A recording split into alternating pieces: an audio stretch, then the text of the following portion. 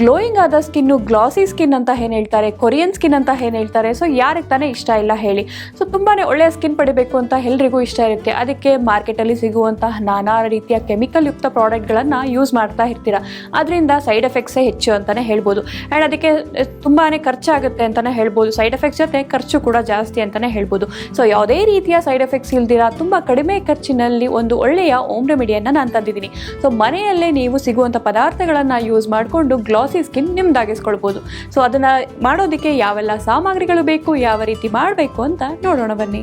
ಗ್ಲಾಸಿ skin ಪಡೆಯೋದಕ್ಕೆ ಬೇಕಾಗಿರುವ ಸಾಮಗ್ರಿಗಳು: ಅಕ್ಕಿ ಹಿಟ್ಟು, ಹಾಲು, ಆಲೋವೆರಾ ಜೆಲ್, ಜೇನುತುಪ್ಪ.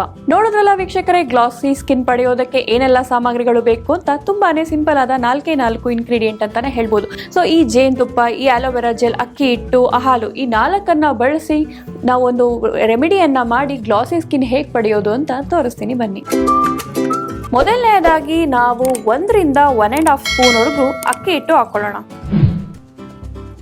ಸೊ ಅಕ್ಕಿ ಹಿಟ್ಟು ಹಾಕಾದ್ಮೇಲೆ ಇದಕ್ಕೆ ನಾವು 2 ಸ್ಪೂನಷ್ಟು ಹಾಲನ್ನು ಹಾಕೊಳ್ಳೋಣ.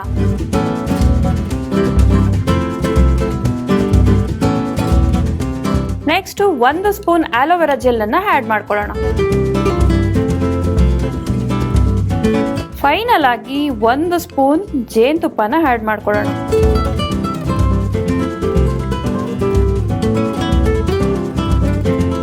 ಸೊ ಇದನ್ನ ಯಾವುದೇ ರೀತಿಯ ಗಂಟಿಲ್ದಿರೋ ಹಾಗೆ ಒಂದು ಪೇಸ್ಟ್ ರೀತಿ ಮಾಡ್ಕೊಳ್ಬೇಕು.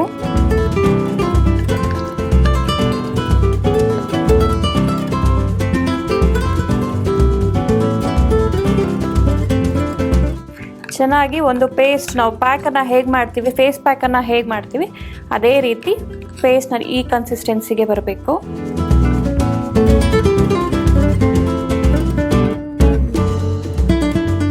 ಎಲ್ಲ ಇಂಗ್ರೀಡಿಯೆಂಟ್ಸನ್ನು ಹಾಕಿ ಒಂದು ಪ್ಯಾಕ್ ರೀತಿ ಒಂದು ಪೇಸ್ಟ್ ರೆಡಿ ಆಗಿದೆ.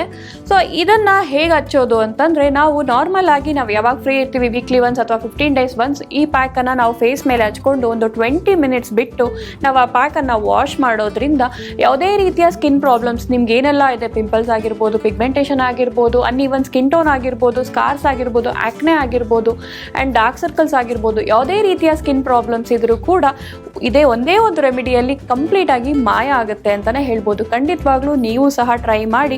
ಇದರಿಂದ ಯಾವುದೇ ರೀತಿಯ ಸೈಡ್ ಎಫೆಕ್ಟ್ಸ್ ಇರೋದಿಲ್ಲ. ಆ್ಯಂಡ್ ನಿಮ್ಗೆ ಏನಾದರೂ ಸೈಡ್ ಎಫೆಕ್ಟ್ ಆಗುತ್ತೆ ಅನ್ನೋ ಭಯ ಅಥವಾ ಡೌಟ್ ಇದ್ದರೆ ಒಂದು ಪ್ಯಾಚ್ ಟೆಸ್ಟನ್ನು ಮಾಡ್ಕೊಳ್ಬೋದು.